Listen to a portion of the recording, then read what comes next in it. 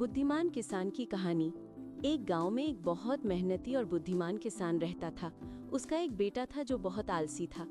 किसान अपने बेटे के भविष्य को लेकर हमेशा चिंतित रहता था। जब किसान का अंतिम समय नजदीक आया तो उसने अपने बेटे को पास बुलाया। किसान ने कमजोर आवाज में कहा, प्रिय बेटे, हमारे खेत में खजाना छिपा हुआ है। मैंने उसे मिट्टी के अंदर दबा दिया है। वो खजाना तुम्हारी सारी जरूरतें पूरी कर देगा। आलसी बेटे की आंखें चमक उठी। उसने पूछा, पिताजी, वो खजाना कहाँ है? किस जगह पर है? किसान ने कहा, मैंने जगह ठीक से याद नहीं रखी, लेकिन वो खजाना पूरे खेत में कहीं भी हो सकता है। मेरी एक आखिरी इच्छा है कि तुम वो खजाना ढूंढ निकालो। किसान की मृत्यु के बाद बेटे ने खजाना ढूंढने की ठान ली। वो रोज खेत में जाता और खजाना ढूंढने के लिए फावड़े से पूरी जमीन खोदने लगा।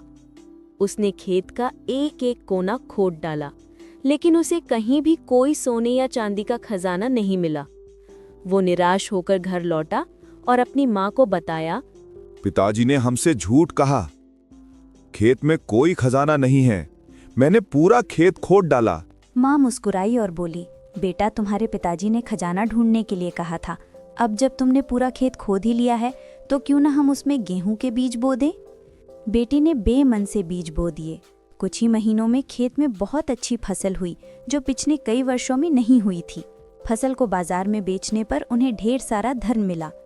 तब माँ ने बेटे को समझाया, यही तुम्हारे पिता का असली खजाना था।